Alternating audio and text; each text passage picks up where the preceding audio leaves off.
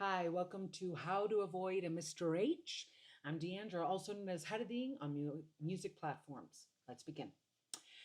So, this episode is about flow. I'm calling it Flow to Your Happy Ending. This is one of the things that I've picked up. We're past 100 episodes of Daddy Recovery. There's definitely more stories to come, but I wanted to really pick up on the How to Avoid a Mr. H series, which includes worksheets, because there's certain lessons I've learned about myself that, yeah, I land on with every story, but I really want to hammer because I want to remember them. And one of my difficulties and my Achilles heels that I think everybody can agree with and understand is this kind of the need to repeat the lesson until you learn it. And my problem is because my dad abused me, my lessons are really hard to repeat. Like they're really cruel and they often are crashing and debilitating. And one of the lessons that I've had to learn because of my dad's abuse of me, psychologically, financially, emotionally, was that you don't have to fight for your happy ending, you have to flow to it. It should be easy. There should be a level of safety and surrender in the natural way of your relationship and your dynamic, where it doesn't feel like getting to a good place with somebody is like running through mud and World War II trenches. And that was the thing about growing up with my dad and how he made the women in his life, particularly my mom and me, feel so unsafe. We had to always be coddling him and comforting him while he abused us to quell down the abuse and make him feel better. But he didn't make us feel better. He made us feel burdened. We didn't feel blessed by him. We felt chained to him. And because we learned how to smile and handle our chains, he thought it was love.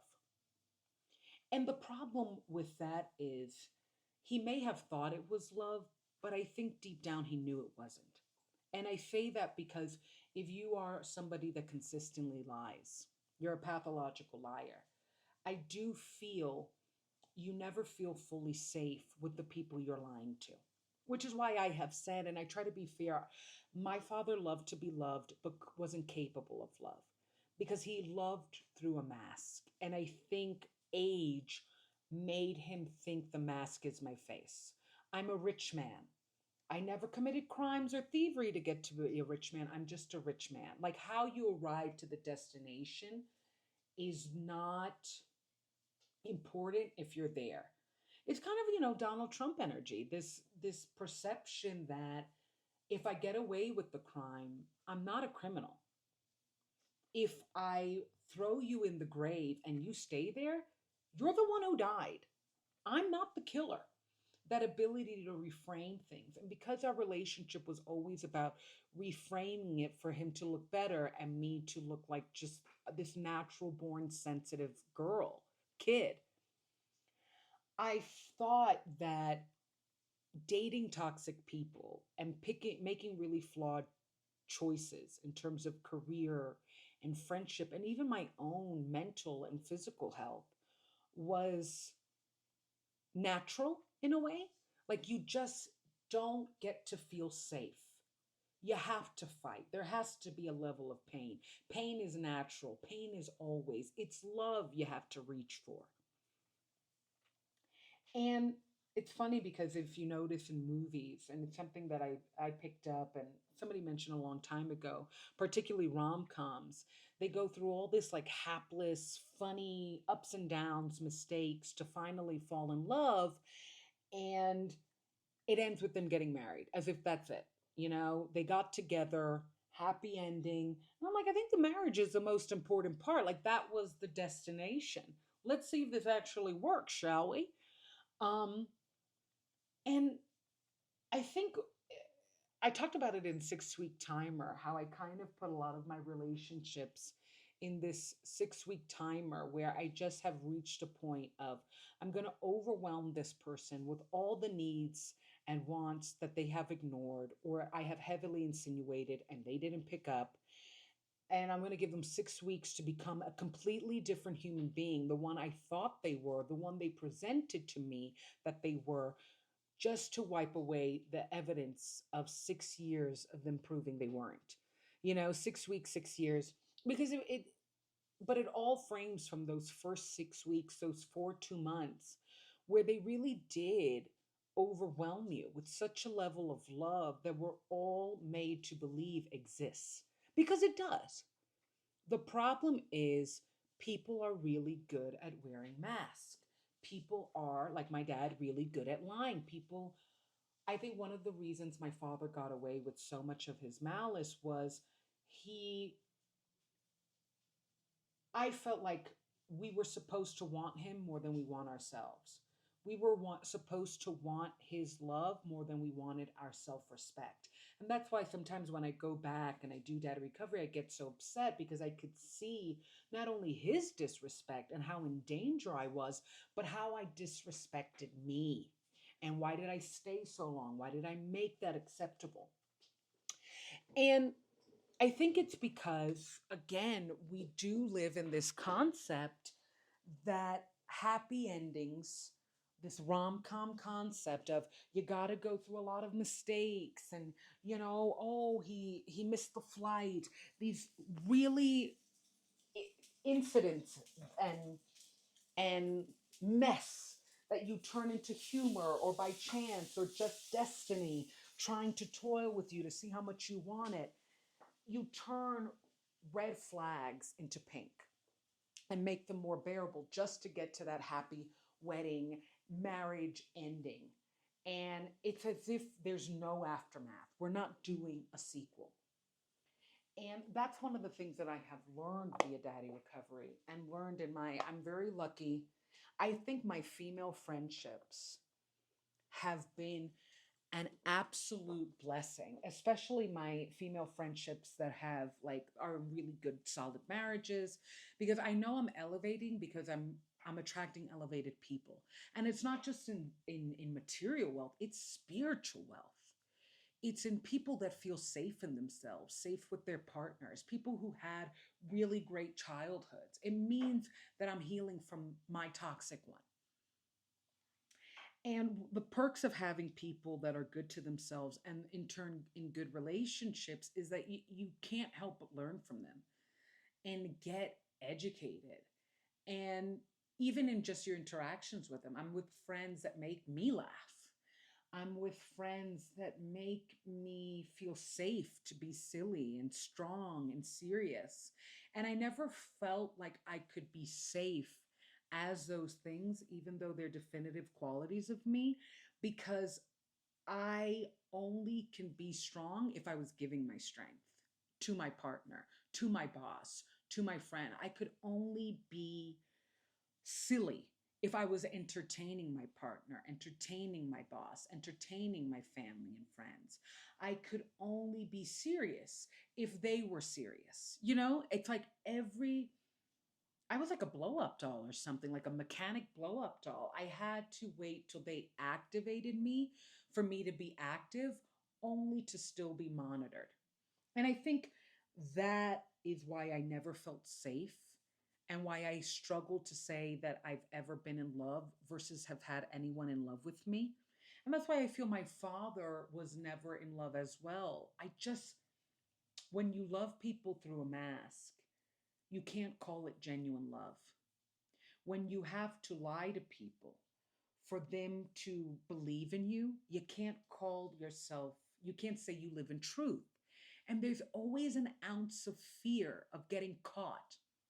And what my dad would do is, if he couldn't gaslight you into believing that all the hurt he had caused unto you was deserved or didn't happen, then he would just hurt you more. He lived in this prove it mentality of where's the evidence? Where's the evidence that I've actually hurt you? But yet he was always asking for forgiveness and always admitting he ruined something. And my problem is your relationship is not a true crime story. You should not be needing and feeling so unsafe with someone, which I said before, there were moments I had to record my dad because I was like, he needs to hear what I was talking to me. Maybe he doesn't know. Maybe he doesn't realize. Maybe he doesn't see that he's telling me about affairs and stuff that shouldn't be, like certain activities and stuff that, like letting slip a little too much information, because I really did become for my dad so invisible that I don't think he realized how forthcoming he was about all the bad things he was doing, even to others. I just didn't matter. And that built an odd level of trust with me because he would say the craziest things and knew nobody's going to believe this kid, which is why I felt I had to record. And that is why I not only know that my father didn't love me, but I also know he didn't feel my love because he didn't respect me. He didn't protect me even from himself. He just wanted to make sure that everybody thought, by Deandra's nature, she was this double entendre of being the most sensitive human being to that's my dog in the back, of being the most sensitive human being to constantly cry and need a hug, but also be this villainous bitch that was very difficult and always being mean. And people believed him, like my siblings, because they wanted a dad. They didn't want the other sister. And I wanted a boyfriend. I didn't want their problems. So I ignored their toxic traits. I ignored their issues. I made the fun times, because that's the thing about abuse. There is, maybe I should call this episode Running on an Ounce. There is this kind of, you give me an ounce, I'll make it a gallon. And then one day I'll be so tired from all the drops you've given me that I swore were like pints or like waterfalls, that I'll actually ask you for a pint. I'll actually ask you for a waterfall. And when you say no, I will resent you for it. Because I turned every piece of dirt you gave me into gold just to be loved by you, just to give you a title you didn't deserve, because I want somebody who does deserve that title, who does fit that title, who deserves my heart. I want the boyfriend. I want the best friend. I want the good boss. I want to be the good boss. I want to be the good girlfriend. And I'm stuck in dynamics that make me less because I'm with a person who is less. And there's no way you feel safe like that. And I felt like if I wasn't coddling my dad or trying to avoid and calm his abuse, he really thought I was the abuser. And it became incredible. If you can't talk to somebody, if you can't even say stop with somebody, just the need to say stop means you're not safe and means you're not in love. You are living in a fantasy, in a one-sided relationship, you're going to get a participation badge, but you're not going to get love.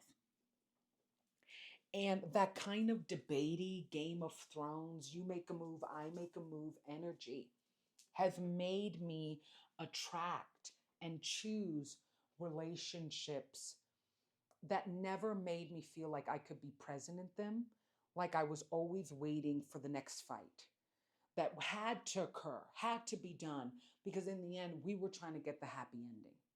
But the happy ending, and I've said this via my friends, flows. And that's why it's so important, especially for women, to have good friendships, to have friendships where you trust the other person, because I really do believe a good partner is just your best friend you're having sex with. It really is.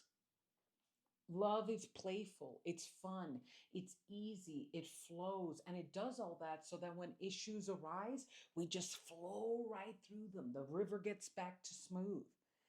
And learning that has been difficult because I really thought love meant taking on someone's issues, fighting and fighting and fighting because this is love. Love is pain. And it's like, no, love is love. Pain is pain. And even in love, you'll feel pain, but you shouldn't be feeling more pain. You shouldn't be always, he shouldn't always be missing the flight to you. So check out daddyrecovery.com. Let's heal, let's discuss.